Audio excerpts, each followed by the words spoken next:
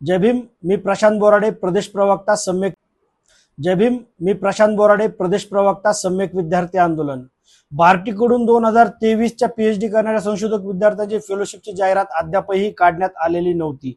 हे सर्व संशोधक विद्यार्थी हे वंचित बहुजन आघाडीचे राष्ट्रीय अध्यक्ष ॲडव्होकेट प्रकाश तथा बाळासाहेब आंबेडकर व युवा नेते सुजातदादा आंबेडकर यांच्याकडे तक्रार घेऊन गेले असता त्यांनी हा सर्व प्रकार लक्षात घेऊन विद्यार्थ्यांना मार्गदर्शन केलं व बार्टीची जी तक्रार आहे ती अनुसूचित जाती आयोगामध्ये टाकण्याचं मार्गदर्शन श्रद्धेय बाळासाहेब आंबेडकरांनी केलं.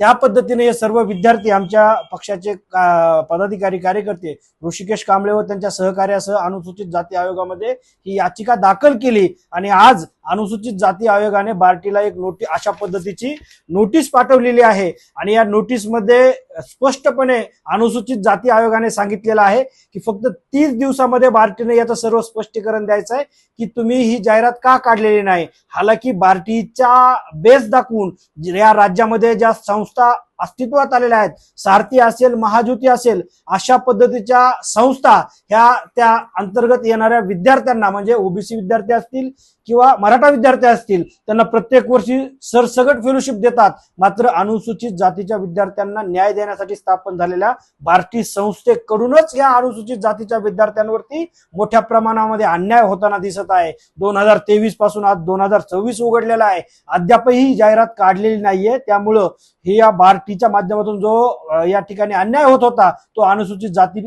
आयोगापर्यंत आता पोहोचलेला आहे आणि आता येत्या 30 दिवसामध्ये जर बार्टी संस्थेनं त्यांना स्पष्टीकरण नाही दिलं तर अनुसूचित जाती आयोग त्यांच्यावरती कारवाई करणार आहे. त्यामुळं आता या विद्यार्थ्यांवरती जे बार्टी अन्याय करत होतं आता कुठेतरी अनुसूचित जाती आयोगाच्या माध्यमातून अनुसूचित जातीच्या विद्यार्थ्यांना न्याय मिळेल अशा पद्धतीच्या आशा पल्लवित झालेल्या आहेत. येत्या काळामध्ये बार्टीने तात्काळ त्यांना हा सर्व रिपोर्ट पाठवावा व विद्यार्थ्यांना न्याय द्यावा एवढीच माफक अपेक्षा. धन्यवाद.